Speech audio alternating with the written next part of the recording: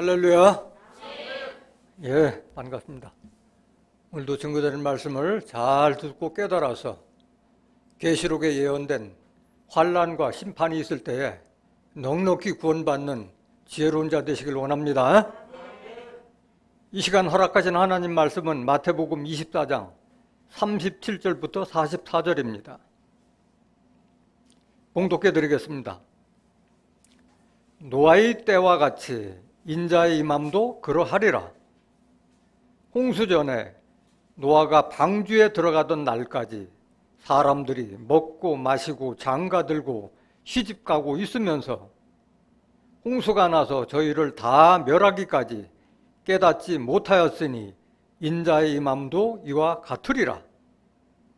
그때 두 사람이 밭에 있음에 하나는 데려감을 당하고 하나는 버려둠을 당할 것이요, 두 여자가 매를 갈고 있음에 하나는 데려감을 당하고 하나는 버려둠을 당할 것이니라. 그러므로 깨어있으라. 어느 날에 너희 주가 임할는지 너희가 알지 못함이니라. 너희도 아는 바니 만일 집주인이 도적이 어느 경점에 올 줄을 알았다면 깨어있어 그 집을 뚫지 못하게 하였으리라. 이러므로 너희도 예비하고 있으라. 생각지 않은 때에 인자가 오리라.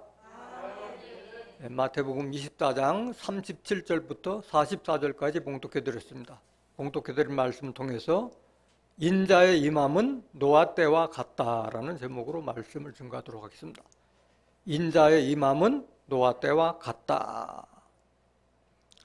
오늘 본문 말씀은 노아의 때의 사건을 통해서 인자의 임함을 알려주는 내용인 줄 믿습니다. 인자의 임함은 노아의 때와 같다. 거기에 어울리는 딱 맞는 사자성어가 있는데 뭐예요? 온고지신이란 말이 있죠. 온고지신. 옛 것을 통해서 새 것을 익힌다라는 뜻. 과거사를 통해서 미래사를 대비한다. 그런 말이에요. 온고지신. 노아 때의 사건은 왜 하나님께서 그 사건을 있게 했고 또 노아 때의 사건을 성경에 기록한 이유가 뭐냐? 바로 온고지신을 깨닫게 하기 위해서요. 노아 때 노아의 구원, 심판과 구원은 후세라면 지금 지금 살고 있는 우리들을 말하는 거예요. 우리 시대에 경건치 못한 자들에게 본을 보이기 위한 그림자로 보여줬다고 말씀하셨어요. 먼저 그 말씀 한번 보시겠습니다. 베드로후서 2장 5절 한번 보실까요? 베드로후서 2장 5절. 옛 세상을 용서치 아니하시고 오직 의를 전파하는 노아와 그 7 식구를 보존하시고 경건치 아니한 자들의 세상에 홍수를 내리셨으며 라고 기록되어 있어요. 그러니까 홍수 심판할 때 옛 세상을 용서치 않았다는 것은 뭔가 용서 못할 일이 있는 줄 믿습니다. 그런데 구원받은 노아와 그 7 식구는 뭘 전파했어요? 의를 전파했다고 말씀하셨고, 경건치 아니한 자들의 세상에 홍수를 내리셨다고 했으면은 노아와 7 식구들은 어떻게 살았다는 거예요? 경건하게 살았다는 거예요. 경건하게 살았다는 것은 세상에 물들지 않고 하나님의 뜻과 섭리에 맞게끔 삼가서 경건하게 살았다는 그런 뜻인 줄로 믿습니다. 6절 보시면 6절. 소돔과 고모라 성을 멸망하기로 정하여 죄가 되게 하사 후세에 경건치 아니할 자들에게 뭘 삼으셨으며? 본을 삼으셨다는 거예요. 샘플을 보여줬다는 거예요. 샘플. 본보기를 보여줬다는 거예요. 소돔과 고모라 성은 다음 롯의 때 사건인데 그건 다음에 증거하겠지만은 어떤 그 노아의 사건과 그 다음에 롯의 때 있었던 소돔 고모라 성 심판한 것은 후세에 경건치 아니할 자들에게 본을 삼으셨다고 말씀하신 거예요. 그러니까 우리가 잘 알아야 돼요? 몰라도 돼요? 잘 알아야 돼요. 우리를 위해서 이런 일도 있었고 이걸 또 성경에 기록한 거예요. 9절 한번 보실까요? 9절. 베드로후서 2장 9절. 주께서 경건한 자는 시험에서 건지시고 불의한 자는 형벌 아래 두어 심판날까지 지키시며 육체를 따라 더러운 정욕 가운데서 행하며 주관하는 일을 멸시하는 자들에게, 주관하는 이가 누구예요? 하나님을 멸시하는 자들에게 특별히 형벌하실 줄을 아시느니라. 이들은 누구예요? 멸시하는 자들은, 하나님 멸시하는 자들은 담대하고 고집하여 떨지 않고 영광 있는 자를 회방하거니와 더 큰 힘과 능력을 가진 천사들이라도 주 앞에서 저희를 거스려 회방하는 송사를 하지 아니하느냐고 그랬어요. 악한 자들이기 때문에 그런 거예요. 그래서 경건치 않은 한 자들에게 보인을 보이기 위해서 노아와 롯의 심판이 있었다는 것을 깨닫기를 원합니다. 그 의를 전파하는 노아가 구원을 받았다고 하면은 종말에도 그럼 누가 구원받아요? 의인들이 구원받는 거예요. 노아와 7식구들이 의를 전파했던 것 같이 종말에도 의인들이 구원받을 줄 믿습니다. 창세기 7장 1절 한번 보실까요? 창세기 7장 1절. 창세기 7장 1절. 여호와께서 노아에게 이르시되 노아, 네 온 집은 방주로 들어가라. 네가 이 세대에 내 앞에서 의로움을 내가 보았음이니라. 노아와 7식구의 그 의로움을 봤기 때문에 방주에 들어가는 명령을 하더라는 줄 믿습니다. 방주, 구원의 방주에 들어갈 자들은 의로운 자들이에요. 의로운 자들. 종말에도 마찬가지예요. 지금 오늘 사건은 인자의 마음은 노아의 때와 같다고 그러기 때문에 인자의 재림 때는 의인 구원이에요? 죄인 구원이에요? 의인 구원이에요. 오늘날 죄인이라고 하는 자들은 오늘 말씀을 잘 듣고 돌이켜야 할 줄로 믿습니다. 히브리서 9장 28절 한번 보실까요? 히브리서 9장 28절. 이와 같이 그리스도도 많은 사람의 죄를 담당하시려고 단번에 들이신 바 되셨고 구원에 이르게 하기 위하여 죄와 상관없이 자기를 바라는 자들에게 두 번째 나타나시리라. 두 번째 나타나시면 이게 뭐예요? 재림. 재림 때는 죄인에게 나타나요? 죄와 상관없는 의인에게 나타나요? 의인에게 나타나는 거예요. 의인에게. 그렇기 때문에 예수님께서 율법을 패버리고 의인으로 저희들을 다 만들도록 했잖아요. 죄에서 해방시켰잖아요. 로마서 8장 1절에서 2절에 기록된 말씀과 같이 그리스도 예수 안에 있는 자들은 죄와 사망의 법에서 해방하였습니다. 말씀하죠. 해방.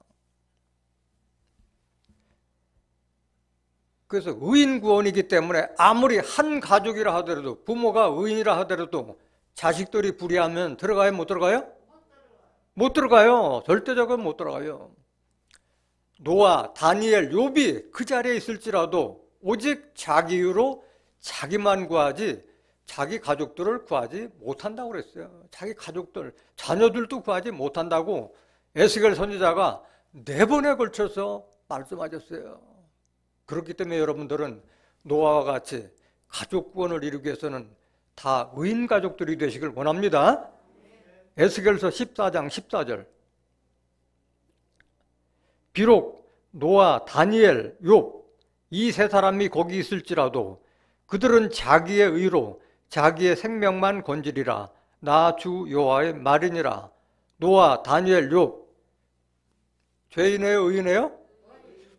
의인들이에요. 의인들. 15절. 가령 내가 사나운 짐승으로 그 땅에 통행하여 적맞게 하며 황묵게 하여 사람으로 그 짐승을 인하여 능히 통행하지 못하게 한다 하자. 비록 이 세 사람이 거기 있을지라도 나의 삶을 두고 맹세하노니 그들은 자녀도 건지지 못하고 자기만 건지겠고 그 땅은 황무하리라. 나 주 여호와의 말이니라. 두 번째 말씀하셨어요. 17절. 가령 내가 칼로 그 땅에 임하게 하고 명하기를 가라 이 땅에 통행하라 하여 사람과 짐승을 거기서 끊는다 하자. 비록 이 세 사람이 거기 있을지라도 나의 삶을 두고 맹세하노니 그들은 자녀도 건지지 못하고 자기만 건지리라. 나 주 여호와의 말이니라. 19절. 가령 내가 그 땅에 온역을 내려 죽임으로 내 분을 그 위에 쏟아 사람과 짐승을 거기서 끊는다 하자. 비록 노아, 다니엘, 욥이 거기 있을지라도 나의 삶을 두고 맹세하노니 그들은 자녀도 건지지 못하고 자기의 의로 자기의 생명만 건지리라. 나 주 여호와의 말이니라 하시니라. 누구의 말이에요? 하나님 말이에요. 여러분들 이거를 예사로 들으면 안 돼요. 새겨서 들어야 돼요. 여러분들 자녀 구원이 누구에게 달려있어요? 누구에게 달려있어요? 여러분들한테 달려있는 거예요. 여러분들이 먼저 깨달은 여러분들이 자녀 구원하지 못하면 누가 구원할 거예요? 새겨 듣길 원합니다.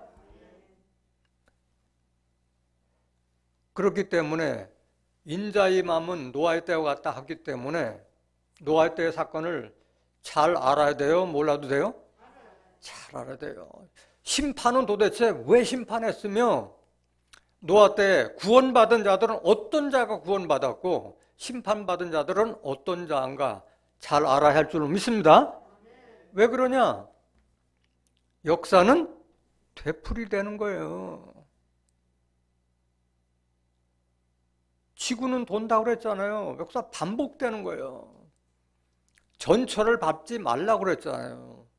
노아 때와 같은 걸 알면 뭐 하는 거예요? 거기에 대비해야지. 왜?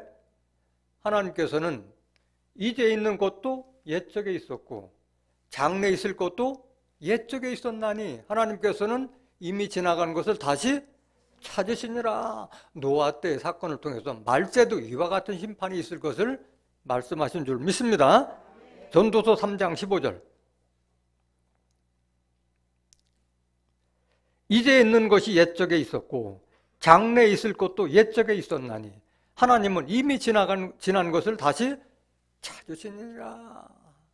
오늘 증거되는 말씀을 통해서 장래 일에 대해서 대비하시길 원합니다. 자, 그렇다면은 노아 때 하나님께서 왜 심판하셨나? 심판의 원인에 대해서 알아보도록 하겠습니다. 창세기 6장 1절. 사람이 땅 위에 번성하기 시작할 때에 그들에게서 딸들이 나니 하나님의 아들들이 사람의 딸들의 아름다움을 보고 자기들의 좋아하는 모든 자로 아내를 삼는지라.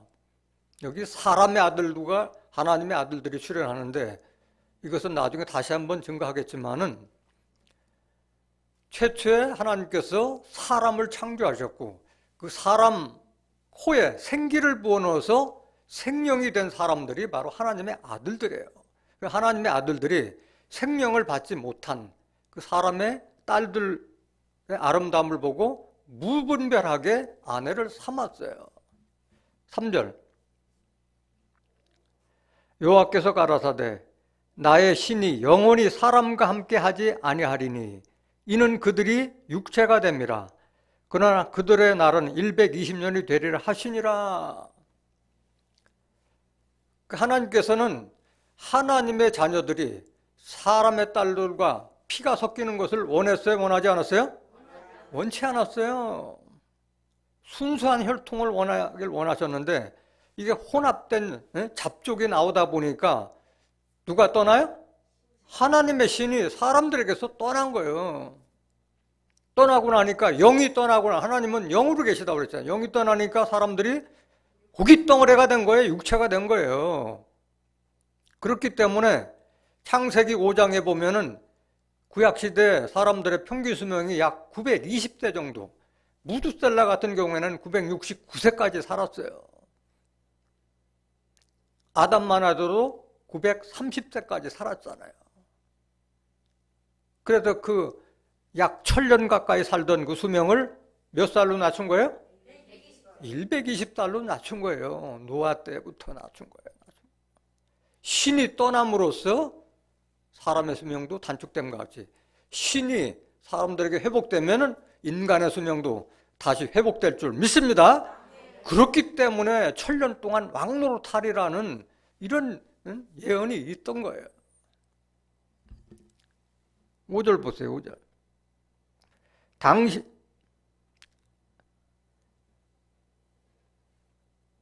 당시의 땅에 네피림이 있었고 그 후에도 하나님의 아들들이 사람의 딸들을 취하여 자식을 낳았으니 그들이 용사라 고대 유명한 사람이었더라.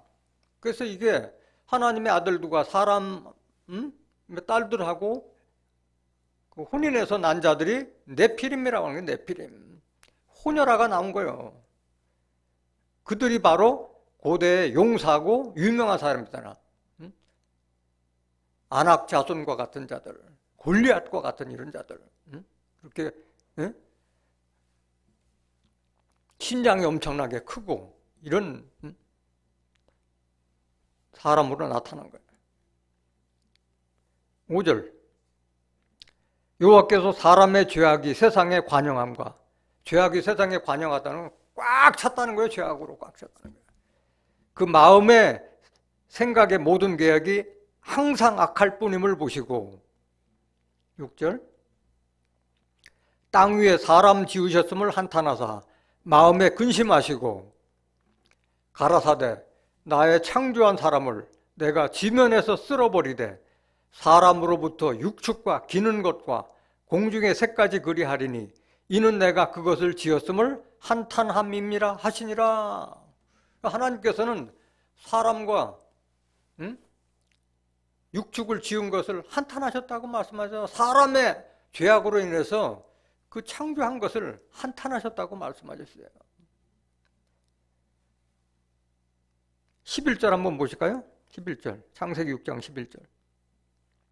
때에 온 땅이 하나님 앞에 폐괴하여 강포가 땅에 충만한지라. 폐괴했다는 거면 도덕적으로 타락해서 강포가 땅에 충만한지라 그랬어. 악의 천지를 이룬 거야. 악의 천지. 선을 찾아볼 수가 없는 그런 땅이 돼버린 거예요. 12절. 하나님이 보신즉 땅이 폐괴하였으니 이는 땅에서 모든 혈육이 있는 자의 행위가 폐괴함에 있더라. 완전히 도덕적으로 다 망가져 버린 거예요. 왜? 하나님의 신이 다 떠나지다 보니까 본능적으로만 생각해요. 육신적으로만 생각하고. 13절. 하나님이 노아에게 이르시되 모든 혈육 있는 자의 강포가 땅에 가득하므로 그 끝날에 내 앞에 이르렀으니 내가 그들을 땅과 함께 멸하리라. 심판을 알려줬어요? 안 알려줬어요? 알려줬어요. 창수가 난다는 것은 이미 방주가 지은 다음에 알려줬지만 이미 노아에게는 내가 지면에서 사람을 쓸어버리라는 그 최초 계획부터 알려줬어요? 아니면 나중에 알려줬어요? 심판이 있을 것부터 노아에게 처음부터 알려준 거예요. 이거 깨달아야 돼요, 여러분들.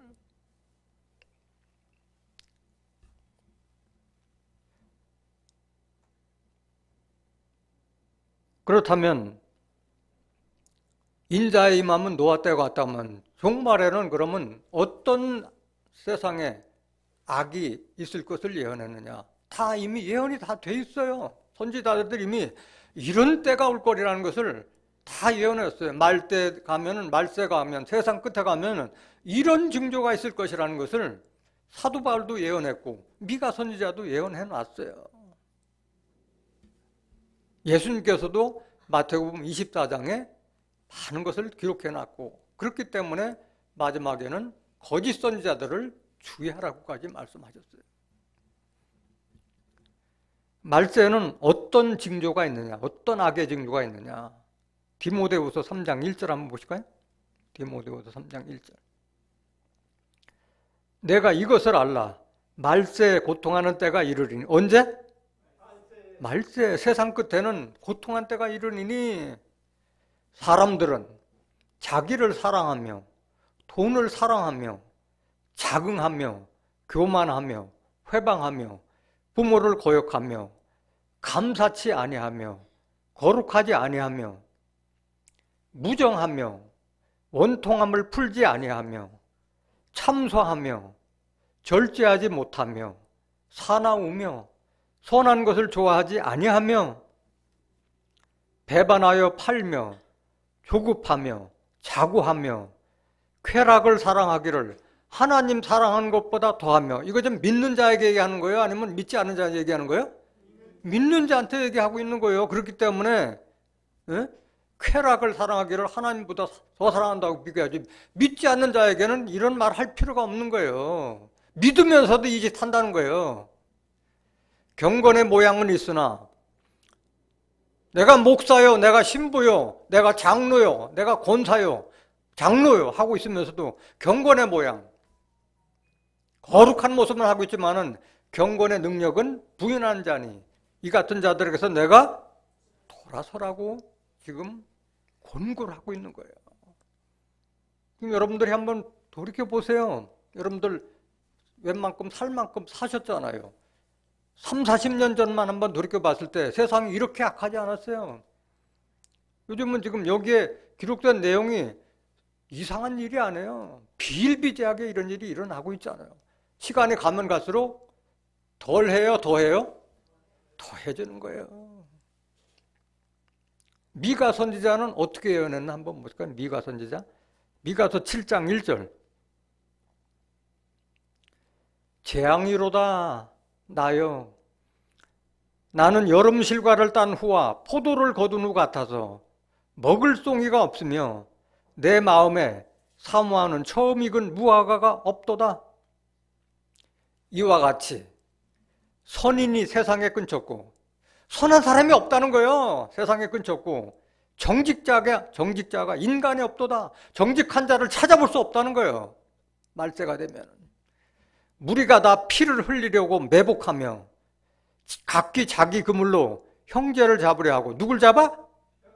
자기 형제를 잡으라고. 육신의 형제나 믿음의 형제를 잡으려 하고 두 손으로 악을 부지런히 행하도다. 손으로 악을 계속 한다는 거예요. 그 군장과 재판자는 그 당시에 말세 지도자들 말하는 거잖아요. 군장과 재판자는 뇌물을 구하며 대인은 마음에 악한 사욕을 바라며 서로 연락을 취하니 그들의 가장 선한 자라도 가시 같고, 다 사람들이 악하기 때문에 선한 자라도 가시 같다는 거예요. 접하면 찔린다는 거예요. 찔린다는 거예요. 가장 정직한 자라도 찔레 울타리보다 더하도다. 이런 때가 올 거를 예언해 놓은 거예요. 그들의 파수꾼들의 날, 곧 그들의 형벌의 날이 임하였으니 이제는 그들이 요란하리로다. 이때는 어떻게 되느냐? 너희는 이웃을 믿지 말며 친구를 의지하지 말며. 이웃도 없고 친구도 없는 거예요. 믿을 사람 하나도 없는 거예요. 내 품에 누운 여인에게라도 내 입의 문을 지킬지어다. 그때는 함부로 말하다가는 형제도 고발하고 하는 때이기 때문에 입도 함부로 열지 말라는 거예요. 내 품에 누운 여인은 누구야? 내 가족도 조심하라는 얘기잖아요. 믿을 사람이 없다는 거예요. 6절. 아들이 아비를 멸시하며 딸이 어미를 대적하며 며느리가 시어미를 대적하리니 사람의 원수가 곧 자기의 집안 사람이로다. 이런 때가 올 거를 지금 미가 선지자가 오래전에 예언해 놓은 거예요. 깨닫기를 원합니다.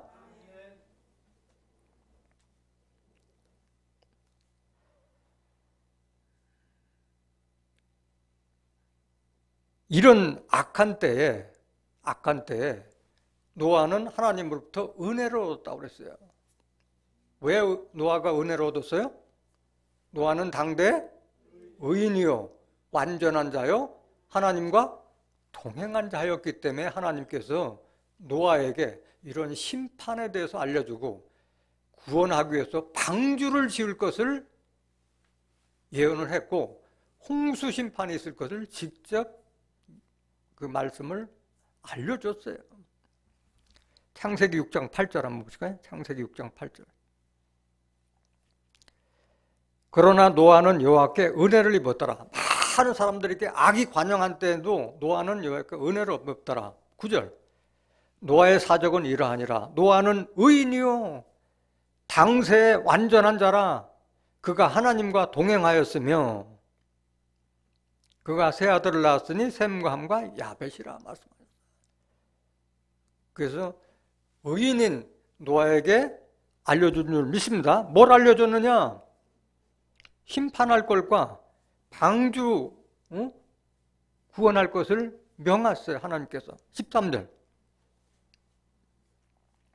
하나님이 노아에게 이르시되 모든 혈육 있는 자의 강포가 땅에 가득하므로 그 끝날에 내 앞에 이르렀으니 내가 그들을 땅과 함께 멸하리라.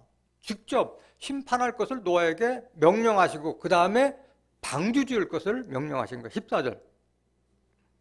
너는 잣나무로 너를 위하여 방주를 짓되 그 안에 간들을 막고 역청으로 그 안팎에 칠하라. 방주를 뭘로 만들어요? 잣나무. 잣나무는 뭘 상징하고 있어요? 호세아서 14장 8절에 잣나무는 하나님을 상징하고 있는 거예요. 하나님. 이것도 의미하는 뜻이 있는 줄 믿습니다. 그렇다면 종말에 우리가 져야 될 방주도 뭘로 져야 돼요?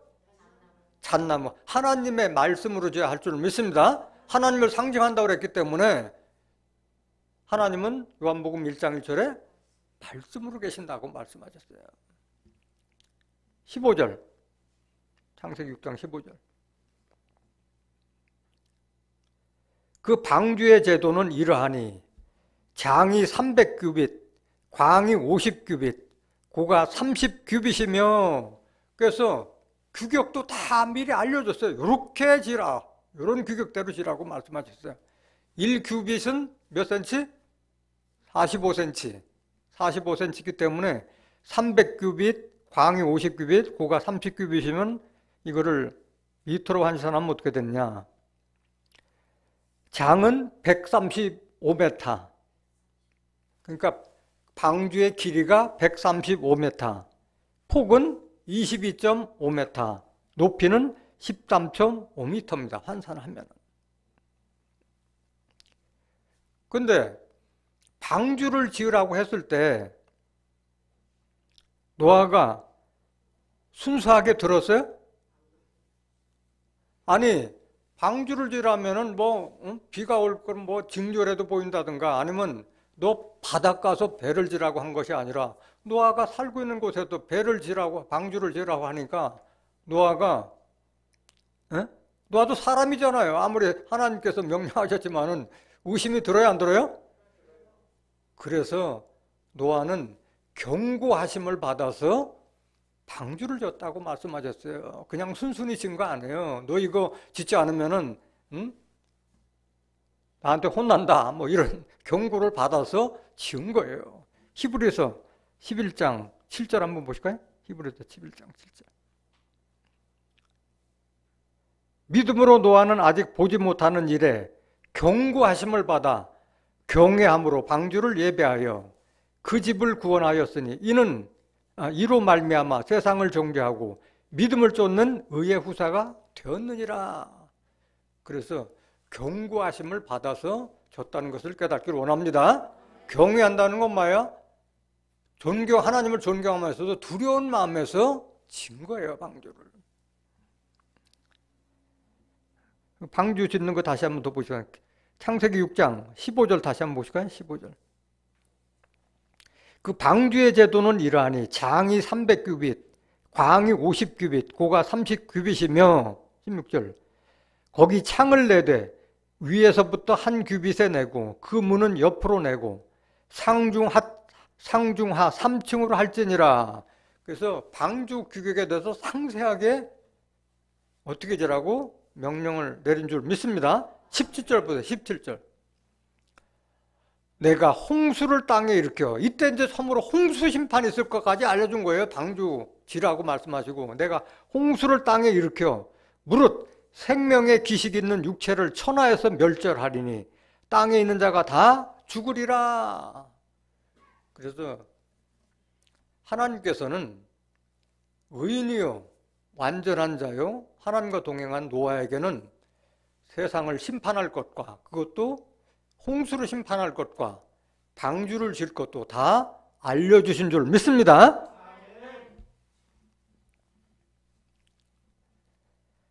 방주를 다 짓고 난 후에야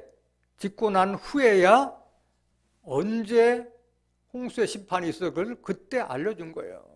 그래서 홍수 심판에 임박했을 때 심판 날짜를 알려주신 거예요.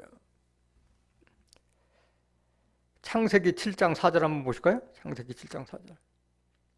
지금부터 7일이면 내가 40주야를 땅에 비를 내려 나의 지은 모든 생물을 지면에서 쓸어버리리라. 그래서 심판의 날은 방주를 다 구축한 이후에 알려주신 줄 믿습니다. 마태복음 24장 36절 한번 보실까요? 오늘 본문 말씀 마태복음 24장 36절. 그러나 그날과 그때는 아무도 모르나니 하늘의 천사들도 아들도 모르고 오직 아버지만 아시니라. 그날과 그때는 어떤 때를 말하는 거예요? 로마서 2장 16절에 하나님이 예수 그리스도로 말미암아 사람들의 은밀한 것을 심판하는 그날이라. 심판하는 날이에요. 심판의 날은 아무도 모르나니 하늘의 천사들도 아들도 모르고 오직 아버지만 아시니라. 이렇게 기록되는데 아는 사람이 있어요? 없어요? 있어요? 누구예요? 노아는 알았잖아요. 당대 의인이고 완전한 자고 하나님과 동행한 노아에게는 하나님께서 알려주셨잖아요. 그렇다면 종말에도 마찬가지. 하나님과 동행한 선지자를 통해서 알게 될 수 있는 줄 믿습니다. 그것이 중요하다는 얘기예요. 노아는 알려줬잖아요. 하나님께서. 아무도 모른다고 다 사람들이 알고 있는데 노아에게는 알려줬듯이 인자의 마음은 노아의 때와 같다면 종말에도 마찬가지. 노아 같은 선지자가 반드시 출현해야 되고 그 선지자를 통해서 심판을 어떤 식으로 하고 또 어떤 때 심판이 일어난다는 것을 알려줄 수 있는 줄 믿습니다. 그렇기 때문에 그 선지자의 말을 믿고 따르면 구원받게 될 수 있는 줄 믿습니다.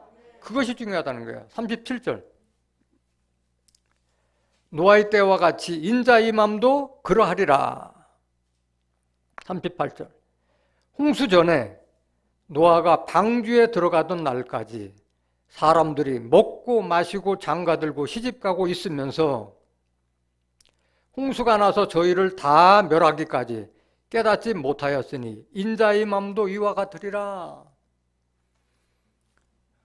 그래서 노아에게는 홍수 심판에 있을 것도 알려줬고 방주를 구원하도록 해줬고 그 방주를 짓는 동안에 계속 의를 전파했잖아요. 홍수 심판이 있을 거기 때문에 내가 방주를 짓다니까 사람들이 들었어요? 비웃었어요? 비웃고 멸시했기 때문에 방주를 같이 짓는데 참여도 하지 않았고 타지도 못했잖아요. 방주에 타는 자들은 방주를 짓는 자가 타는 줄 믿습니다. 방주를 같이 짓는 자가 타는 거지 짓지도 않는 자들은 탈 자격도 없는 거예요.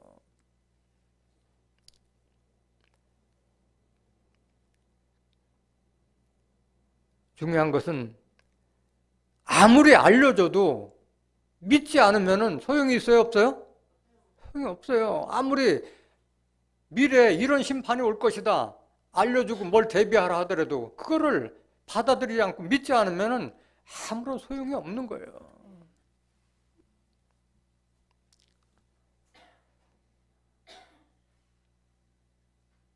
창세기 7장 11절 한번 보실까요? 많은 사람들이 이 죽기까지 깨닫지 못하고 그랬는데 홍수 심판 올 것만 알고 있었는데 사실은 홍수 심판이 전에 뭐가 터졌어요? 땅에서 기품의 샘들이 먼저 터진 거예요. 하늘에서 홍수만 난 걸로 많이 사람들이 알고 있는데 먼저 땅에서 물이 솟아서 그걸 모르고 있는 거예요. 창세기 7장 11절 한번. 창세기 7장 11절. 노아 600세 되던 해 2월 곧 그달 17일이라 그날에 큰 기쁨의 샘들이 터지며 하늘의 창들이 열려. 하늘의 창들이 열려서 비가 내리기 전에 뭐가 터졌어요?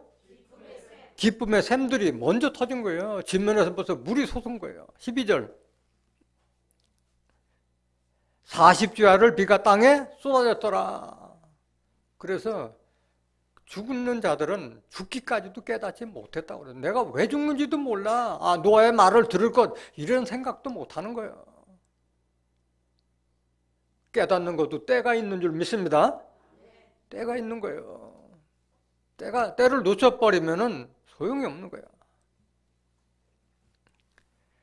구원은 몇 명이 받았어요? 노아 7이고 8명밖에 구원 못했어요. 하나님은 자비로운 하나님이었는데 심판 때는 자비가 있어요, 없어요? 없어요. 하나님께서 택한 자 외에는 숫자에 연연하지 않아요, 하나님은. 그래서 믿음은 하나님께서 바라는 대로 절대적인 믿음이지 우리끼리 내가 너보다 조금 낫다, 못하다, 그건 중요하지 않아요. 상대적인 믿음이 아니라 절대적인 믿음이에요. 하나님께서는 이렇게 되라면 이렇게 돼야 될 줄 믿습니다. 그게 중요한 거예요. 그래서 우리끼리 뭐 너 잘났네 하는 것도 아무 소용이 없는 거예요. 전체를 봐야지. 베드로전서 3장 18절 한번 보시고.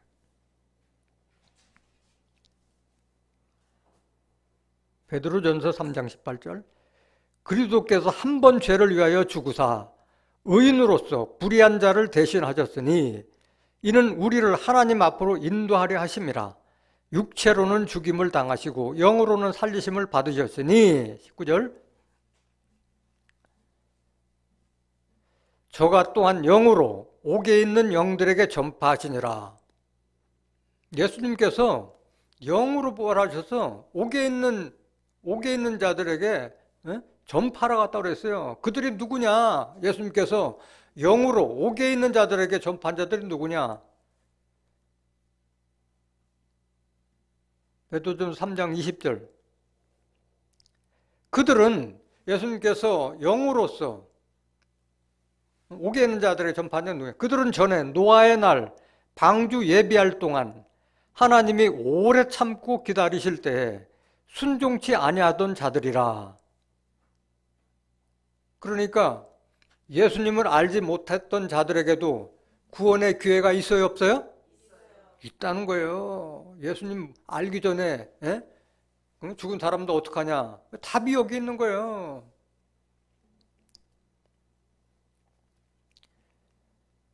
방주에서 물로 말미암아 구원을 얻은 자가 몇 명뿐이니 겨우 8명이라. 그래서 노아와 그 7 식구는 다시 하나님께서 새롭게 선택한 인류의 시조라고도 볼 수 있는 줄 믿습니다. 제2의 인류의 시조라고 볼 수 있는 거예요. 다 멸하고 겨우 8명 구원했으니까. 21절. 물은 예수 그리스도의 부활하심으로 말미암아 이제 너희를 구원하는 표니 곧 세례라. 이거 여러분들이 깨달아요. 물에서 구원한 자들이 겨우 8명이잖아요. 이거를 세례로 배운 거예요, 세례. 출애굽할 때 이스라엘 민족이 홍해를 걷는 것을 가리켜서 뭐라고 그랬어요? 세례라고 했듯이 이 물에서 구원받은 자를 세례라고 말씀한 거예요. 육체의 더러운 것을 제하여 버림이 아니요. 세례는 물 찍어서 이마에 발라가지고 뭐 육체의 더러운 걸 씻거나 침례교처럼 물속에다 푹 담궈가지고 일어나, 그게 세례가 아니라 오직 선한 양심이 하나님을 향하여 찾아가는 것이라. 이런 자들만이 구원받게 되는 것을 깨닫길 원합니다. 이게 진짜 세례예요. 이미 회개케 하는 세례, 물로 회개케 하는 세례는 이미 예수님 때 다 끝나버렸잖아요. 그거는 세례 요한 때는 했던 율법 시대의 마지막 유물이잖아. 그걸 아직도 오늘날 그거 하고 있잖아. 세례가 하나님의 말씀을 통해서, 물은 말씀을 상징하고 있잖아요. 물에서 올라와야지 구원을 받지. 그 말씀을 통해서 우리의 선한 양심이 하나님을 향해 가는, 하나님과 같이 그런 양심 가져라는 뜻인 줄로 믿습니다. 하나님은 절대 다수를 원치 않아요. 고린도전서 10장 5절. 고린도전서 10장 5절. 그러나 저희의 다수를 하나님이 기뻐하지 아니하신 고로 저희가 광야에서 멸망을 받았느니라. 출애굽할 때 장정만 60만이요. 그 부녀자들까지 다 포함은 한 200만 명 되는 그 인원이 다 광야에서 죽고 여호수아 갈렙 두 사람만 가나안 땅에 들어갔잖아요. 하나님은 심판 때 무자비하다는 것을 깨닫길 원합니다. 절대적인 요구 조건에 합당하지 않은 자들은 자비가 없어요. 오늘 본문 말씀 마태복음 24장 40절. 마태복음 24장 40절. 그때에 두 사람이 그때는 심판 때에 두 사람이 밭에 있음에 하나는 데려감을 당하고 하나는 버려둠을 당할 것이요. 데려감을 당한 자들은 어떤 자들이에요? 의인들이랑 의인들만 구원받았잖아요. 의인들. 방주 건조한 자들만 들어갔잖아요. 버려둠을 당한 자들은 깨닫지 못하고 악을 행한 자들이 버려둠을 당한 줄 믿습니다. 41절. 두 여자가 매를 갈고 있으면 하나는 데려감을 당하고 하나는 버려둠을 당할 것이나 같은 뜻이에요. 42절. 그러므로 깨어있으라. 어느 날에 너희 주가 임할는지 너희가 알지 못함이니라. 너희도 아는 바니 만일 집주인이 도적이 어느 경점에 올 줄을 알았다면 깨어있어 그 집을 뚫지 못하게 하였으리라. 도적이 언제 올 줄 알았으면 대비해야 안 해요? 이거는 뭘 말하는 거예요? 말세 심판과 환란이 이렇게 있기 때문에 이걸 대비하라. 그런 뜻에서 이렇게 말씀하신 줄 믿습니다. 44절. 이러므로 너희도 예비하고 있으라. 생각지 않은 때 인자가 오리라. 예비하라는 건 뭘 예비하라는 거예요? 깨어있으라는 것은 뭐야?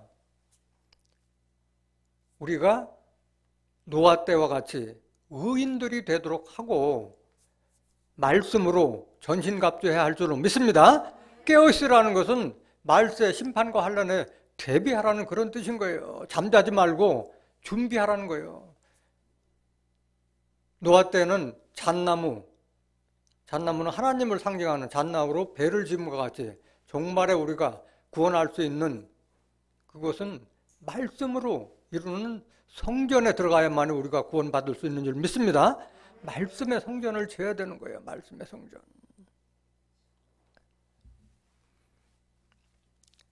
데살로니가전서 5장 1절 한번 보시겠습니다. 데살로니가전서 5장 1절.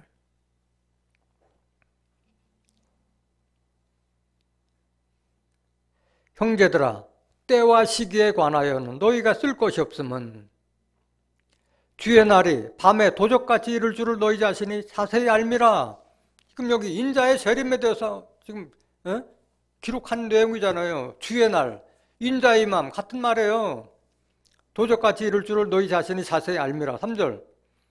저희가 평안하다 안전하다 할 그때에 잉태된 여자에게 해산 고통이 이름과 같이 멸망이 호련히 저에게 이르니니 결단코 피하지 못하리라. 주의 날이 도적같이 임할 걸로 믿고 있는 자들은 구원해요? 멸망해요? 멸망이 호련히 어느 날 갑자기 닥친다는 거예요. 결단코 피하지 못하리라고 말씀하셨어요. 4절. 형제들아 너희는 어둠에 있지 아니하며. 그럼 앞에 있는 도적같이 올 것을 믿는 자들은 어디 있었다는 거예요? 어둠에 있었다는 거예요. 어둠에 있었다는 것이 밤과 낮 이걸 말하는 것이 아니라 하나님의 뜻과 섭리에 대해서 캄캄하다는 걸 말하는 거예요. 하나님의 뜻과 계획이 앞으로 어떻게 심판을 이루고 어떻게 구원을 이룬다는 거기에 대해서 어둠이 있다는 뜻인 줄로 믿습니다. 알지 못한다는 얘기예요.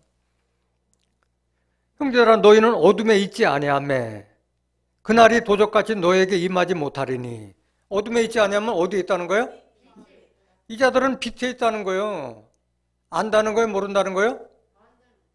도적같이 오지 않을 것을 안다는 거예요. 4절, 5절. 너희는 다 빛의 아들이요 낮의 아들이라. 우리가 밤이나 어둠에 속하지 아니하나니.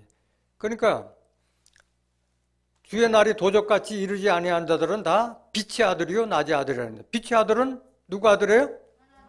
하나님 아들이에요. 요한일서 1장 5절에 하나님은 빛이시라.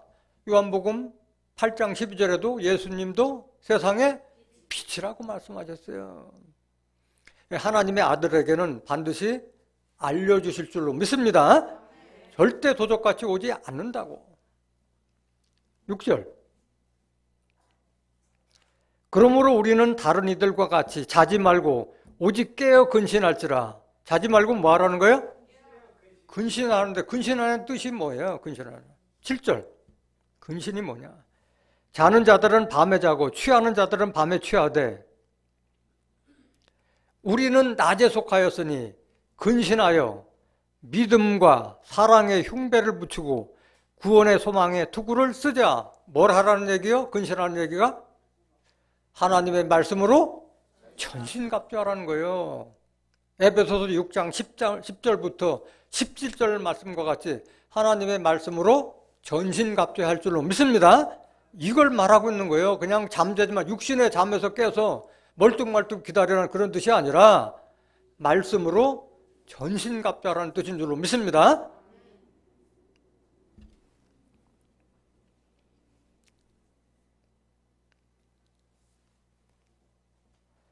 자,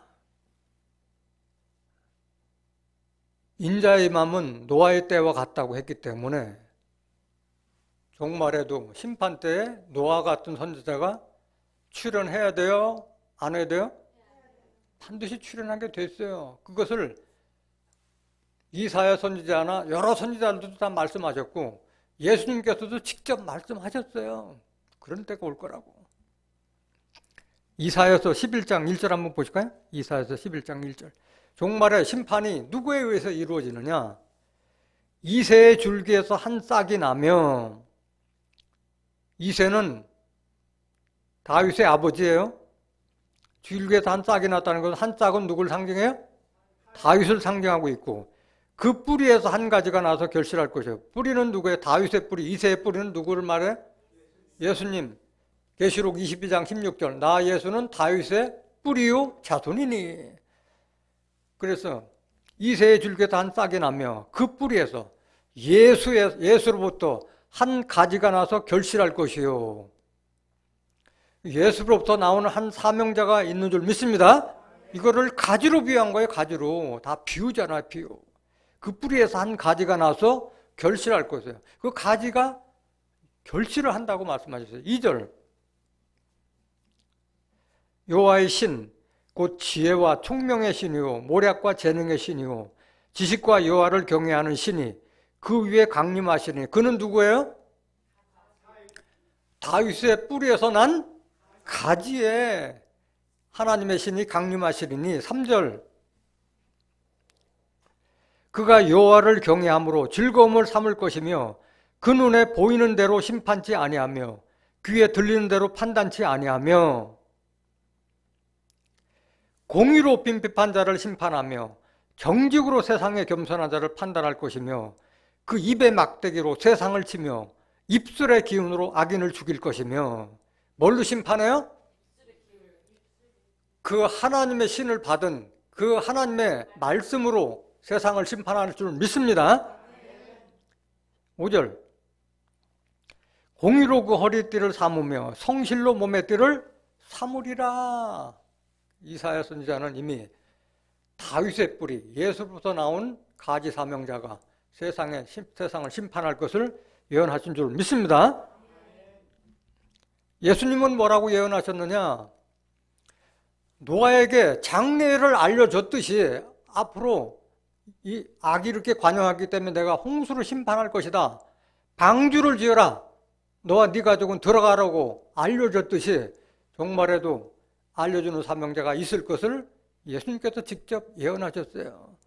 장래에 이런 일이 있을 것을 다 알려줄 사명자가 올 것을 예수님이 직접 증거하시고 십자가 지신 거예요. 요한복음 16장 12절.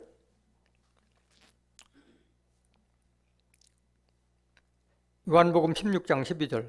내가 아직도 너희에게 이를 것이 많으나 지금은 너희가 감당치 못하리라. 그러나 진리의 성령이 오시면, 누가 오시면? 진령이 성령이 오시면 그가 너희를 모든 진리 가운데 인도하시리니. 모든 진리면은 성경 전체 창세기부터 계시록까지 다 알려주실 줄 믿습니다. 그가 자유로 말하지 않고 오직 듣는 것을 말하시며, 자유로 말하지 않고 오직 하나님으로부터, 예수님으로부터 영으로 계신 영으로 듣는 것을 말하시며 장래일을 너에게 알리시라. 장래일은 뭐예요? 앞으로 이루어질 계시록에 예언된, 예수님께서 앞으로 이런 심판과 환란이 있을 것이라는 것을 계시록에 자세하게 예수님께서 예언해 놓으신 줄 믿습니다. 그걸 알려주시겠다는 거예요. 심판에 대해서도 구원에 대해서도 알려주시는 사명자가 누구예요? 진리의 성령이라는, 진리의 성령. 14절. 그가 내 영광을 나타내니 내 것을 가지고 너에게 알리겠습니다. 그 예수님 가진 거를 다 알려준다는 거예요. 15절. 무릇 아버지께 있는 것은 다 내 것이라. 그러므로 내가 말하기를 그가 내 것을 가지고 너에게 알리려 하였노라. 그러니까 진리의 성령은 예수님 것뿐만 아니라 하나님 것도 다 알려주실 줄로 믿습니다. 종말에 음부와 사망과 음부로 내려보내는 그 열쇠를 누가 가지고 있어요? 인자 같은 이가 가지고 있잖아요. 인자 같은 이. 인자는 예수님이요, 인자 같은 이는 예수님의 영을 받은 사명자를 상징하고 있잖아요. 육신은 예수가 앉지만은 영은 예수의 영을 받은 자예요. 나는 처음이요 나중이니 내가 죽었었노라. 내가 살았다고 말씀하셨어요. 그 인자 같은 이에 대해서 한번 보시겠습니다. 계시록 1장 17절. 계시록 1장 17절. 내가 볼 때 지금 사도 요한이 예수가 보낸 그 천사를 통해서 인자 같은 님의 모습을 보고 나서 지금 기록한 거예요. 내가 볼 때 그 발 앞에 엎드려져 죽은 자 같이 되며, 그 발은 누구 발이에요? 인자 같은 이의 발 앞에 엎드려져 죽은 자 같이 되며, 그가 오른손으로 내게 얹고 가라사대 두려워 말라. 나는 처음이요 나중이니. 18절. 곧 산자라. 내가 전에 죽었었노라. 누굴 말하는 거야? 예수님을 말하고 있잖아요. 볼지어다 이제 세세토록 살아있어. 사망과 음부의 열쇠를 가졌노니. 인자 같은 이가 사망으로 집어넣고 음부로 집어넣을 권세를 가진 줄 믿습니다. 인자 같은 이의 모습 한번 보시겠습니다. 누군지 정확하게. 9절 보세요. 9절. 계시록 1장 9절. 나 요한은 너희 형제요 예수의 환난과 나라와 참음에 동참하는 자라. 하나님의 말씀과 예수의 증거를 인하여 밤모라 하는 섬에 있었더니 주의 날에 내가 성령에 감동하여 내 뒤에서 나는 나팔 소리 같은 큰 음성을 들으니 가로되 너 보는 것을 책에 써서 에베소, 서모나, 버가모, 두아디라, 사데, 빌라델비아, 라오디게아 7교회에 보내라 하시기로, 몸을 돌이켜 나더러 말한 음성을 알아보려고 하여 몸을 돌이킬 때 7 금촛대를 보았는데 촛대 사이에 인자 같은 이가 발에 끌리는 옷을 입고 가슴에 금띠를 띠고, 그러니까 사도 요한이 본 자가 누구예요? 인자 같은 이의 모습을 본 거예요. 깨닫길 원합니다. 종말의 심판과 구원은 인자 같은 이에게 달려있다는 것을 깨닫기를 원합니다. 종말의 심판은 뭘로 심판하나요? 뭘로 심판해요? 노아 때는 홍수 심판이 있었고, 롯의 때는 유황불 심판이었고, 인자 때는 뭘로 심판해요? 7인으로 심판하잖아요. 7인으로. 계시록 6장부터 계시록 18장까지 인을 떼면서 계속 심판이 이루어지잖아요. 그 입 맞지 못한 자들은 다 심판받는 거예요. 계시록 9장 4절. 계시록 9장 4절.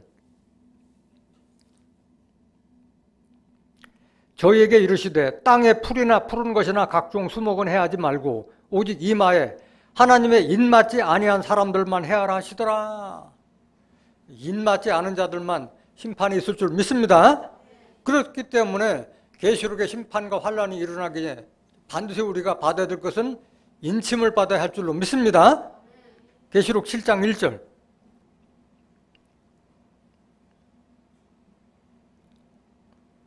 일 후에 내가 내 천사가 땅 내부퉁에 선 것을 보니 땅의 사방의 바람을 붙잡아 바람으로 하여금 땅에나 바다에나 각종 나무에 불지 못하게 하더라. 또 보매 다른 천사가 살아계신 하나님의 인을 가지고 해 돋는 데로부터 올라와서 땅과 바다를 해롭게 할 권세를 얻은 내 천사를 향하여 큰 소리로 외쳐 가로되 우리가 우리 하나님의 종들의 이마에 인치기까지 땅이나 바다나 나무나 해하지 말라 하더라. 내가 인맞은 자의 수를 들으니 이스라엘 자손의 각 지파 중에서 인맞은 자들이 몇 명? 14만 4천이니 인침받은 자들이 14만 4천인 줄 믿습니다. 그래서 살아계신 하나님의 도장으로 인친다고 그랬는데 살아계신 하나님의 도장이 된 사람이 누구예요? 수룹바벨. 하나님께서 수룹바벨로 하여금 도장을 삼겠다고 그랬잖아요. 인장을 삼겠다고 말씀하셨잖아요.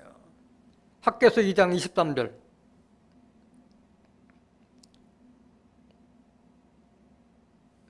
나 만군의 여호와가 말하노라. 스알데엘의 아들 내 종 수룹바벨아 나 여호와가 말하노라. 그날은 심판날이었죠. 심판날에 내가 너를 취하고 너로 뭐를 삼으리니? 도장을 삼겠다는 거예요. 이게 살아계신 하나님의 도장 가진 자가 영적인 수룹바벨로 상징하고 있다는 것을 깨닫길 원합니다. 이는 내가 너를 택하였습니다. 만군의 여호와의 말이니라. 이 수룹바벨 사명자는 스가랴서 4장 7절에 보면은 큰 산아 내가 무엇냐? 수룹바벨 앞에서 평지가 되리라. 모든 종교단체를 다 무너뜨리고 하나님의 전을 건축하는 자가 수룹바벨로 비유를 해놓은 거예요. 스가랴서 4장 7절.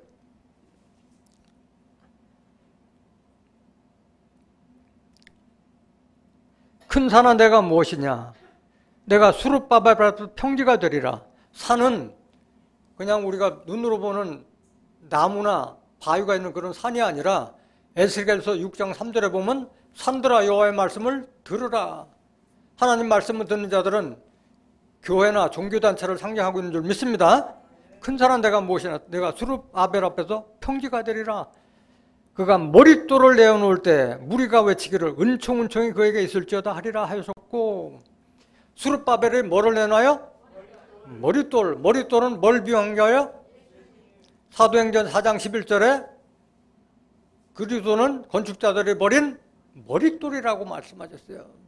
머릿돌을 내놓는다는 것은 수룹바벨이 예수를 내놓는다는 건데 다른 말로 말하면 예수를 증거한다는 뜻인 줄로 믿습니다. 그렇기 때문에 예수를 증거하는 것은 예수님께서 예언하신 진리의 성령을 상징하고 있다는 것을 깨닫길 원합니다. 진리의 성령이 예수님께 받은 것을 그대로 다 알려주겠다고 말씀하셨고 장례사를 다 알려준 자를 한 줄로 믿습니다. 노아 때는 방주를 지었는데 종말에 구원받기 위해서는 우리가 뭐를 이루어야 돼요? 하나님의 성전을 이루어야 할 줄로 믿습니다. 에베소서 2장 20절. 에베소서 2장 20절. 너희는 사도들과 선지자들의 터 위에 세우심을 입은 자라. 그리스도 예수께서 친히 모퉁이 돌이 되셨느니라. 그의 안에서 건물마다 서로 연결하여 주 안에서 성전이 되어가고 22절. 너희도 성령 안에서 하나님의 거하실 초소가 되기 위하여 예수 안에서 함께 지어져 가느니라. 사람 개인마다 하나님의 성령을 모신 성전이 되고 성전의 사람 그 건물마다 연결해서 하나의 연결띠로 이룬 조직체가 이루어진 줄 믿습니다. 이것이 뭐예요? 종말에 이루어질 하늘로부터 하나님께서 내려오는 새 예루살렘 성을 상징하고 있는 줄 믿습니다. 계시록 21장 2절. 또 내가 보매 거룩한 성 새 예루살렘이 하나님께로부터 하늘에서 내려오니 그 예비한 것이 신부가 남편을 위하여 단장한 것 같더라. 3절. 내가 들으니 보좌에서 큰 음성이 나서 가로되 보라 하나님의 장막이 사람들과 함께 있음에 하나님이 저희와 함께 거하시리니 저희는 하나님의 백성이 되고 하나님은 친히 저희와 함께 계셔서 이런 때가 오는 거예요. 성전된 사람들이 하나님의 장막과 함께 있기 때문에 심판이 있어요, 없어요? 환란이 있어요, 없어요? 없잖아요. 다 하나님 백성이 되고 있는데 무슨 심판과 환란이 있겠어요? 4절. 모든 눈물을 그 눈에서 씻기심에 다시 사망이 없고 애통하는 것이나 곡하는 것이나 아픈 것이 다시 있지 아니하리니 처음 것들이 다 지나갔음 이러라. 우리가 들어갈 성전은 새 예루살렘 성인 줄 믿습니다. 이건 성전된 자들만이 함께 참여할 수가 있는 거예요. 방주도 짓는 자들이 그 방주에 들어가듯이 새 예루살렘 성에도 성전을 이룬 자들만이 들어가게 될 줄 믿습니다. 이 새 예루살렘 성을 신부로 상징했잖아요. 내가 신부를 보이겠다고 나서 예루살렘 성을 보였다고 말씀하셨잖아요. 계시록 21장 9절 한번 보실까요? 7 대접을 가지고 마지막 7 재앙을 담은 7 천사 중 하나가 나와서 내게 말하여 가로되 이리 오라 내가 신부 곧 어린 양의 아내를 내게 보이를 하고. 신부를 보인다고 하는 것은 누구를 보였느냐? 10절. 성령으로 나를 데리고 크고 높은 산으로 올라가 하나님께로부터 하늘에서 내려오는 거룩한 성 예루살렘을 보이니. 새 예루살렘 성은 신부를 상징한 줄로 믿습니다. 어린 양의 아내, 신부를 상징하고 있는 거예요. 그래서 이 새 예루살렘 성전도 마찬가지. 새 예루살렘 성전은 장과 광과 고가 다 똑같을 것을 얘기했어도 방주를 지을 때 규격을 다 알려줬듯이 마지막에 새 예루살렘 성도 규격을 다 알려준 줄 믿습니다. 16절 보세요. 16절. 그 성은 예루살렘 성은 네모가 반듯하여 장광이 같은지라. 장광이 같다는 것은 가로 세로가 똑같다는 거예요. 그 갈대로 그 성을 청량하니 12,000 스타디온이요 장과 광과 고가 같더라. 장과 광과 높이가 다 같은 정육명체의 성인 줄로 믿습니다.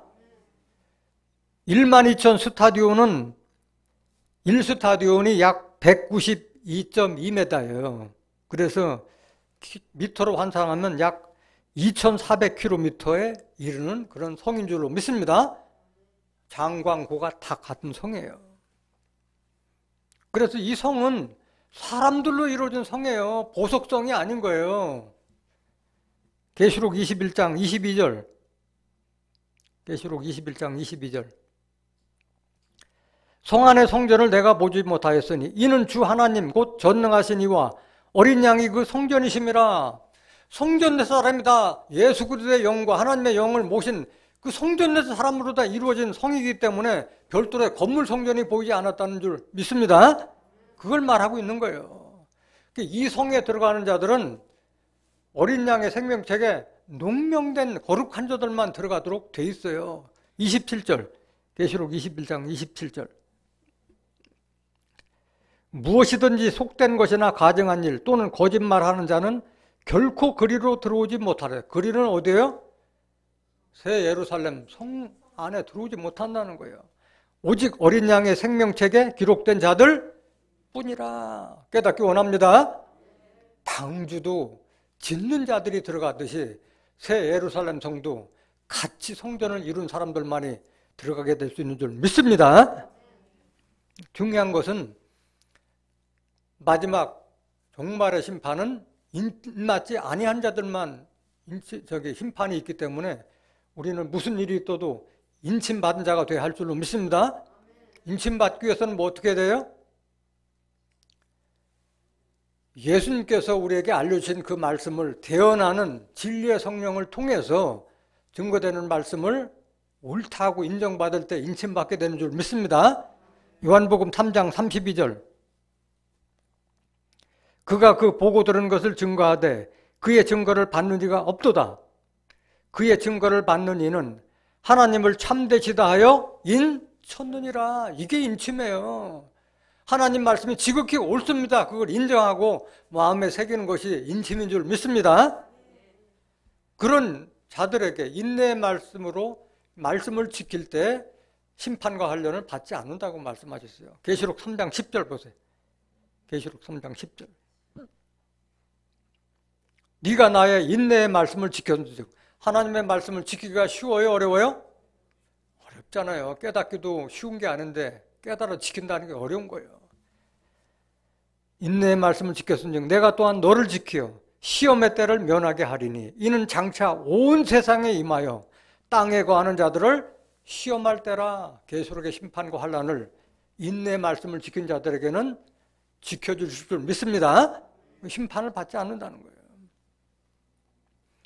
종말의 심판은 무슨 심판이에요? 결국은 인침받은 자들과 인침받지 못한 자들이 다 종말에 출현하는 7머리 10뿔 짐승, 또 그들 우상에 다 속한 자들이 돼서 하나님의 속한 자들하고 전쟁을 일으키는 것이 계시록의 내용 전체잖아요. 그래서 인침받아야 되듯이 인침받는다는 얘기를 생명책에 농명된다는 말하고 같은 말이에요. 계시록 13장 8절 한번 넣어보실까요? 계시록 13장 8절. 그래서 생명책에 농명되지 않으면 다 짐승에게 경배하게 되기 때문에 짐승 심판받을 때 같이 심판받는 거예요. 죽임을 당한 어린 양의 생명책에 창세 이후로 농명되지 못하고 이 땅에 사는 자들은 다 짐승에게 경배하리라. 여러분들의 이름이 반드시 생명책에 농명된 자 되길 원합니다. 마지막 구절 한번 보시겠습니다. 이 짐승의 단체와 하나님께 속한 자들하고의 싸움으로 끝나는 거예요. 계시록은. 계시록 17장 13절. 계시록 17장 13절. 저희가 한 뜻을 가지고 자기의 능력과 권세를 짐승에게 주더라. 저희가 어린 양으로 더불어 싸우려는, 저희는 뭐예요? 그 짐승의 무리로 그 상징한 음녀, 다른 말로 말하면 바벨론 거짓 영들의 집합제가 어린 양으로 더불어 싸우려니와 어린 양은 만주의 주시요 만왕의 왕이심으로 저희를 이기실 터이요. 또 그와 함께 있는 자들, 이게 중요한 거예요. 그와 함께 있는 자들, 어린 양과 함께 있는 자들, 곧 부르심을 입고 빼내심을 입고 진실한 자들은 어떤다? 이기리로다. 오늘 인자의 임함은 노아의 때와 같은 말씀을 통해서, 노아의 때를 통해서 장래 인자 때 어떠한 심판과 구원이 이른다는 것을 여러분들이 깨달았습니다. 여러분들은 반드시 인침받은 자가 되고 생명책에 농명된 자가 되어서 어린 양과 함께 짐승과 우상을 심판하고 새하늘과 새 땅이 이루어질 때 그 땅에서 영생복락을 누리는 의인들이 되시기를 예수님의 이름으로 간절히 축원합니다. 말씀 마치겠습니다.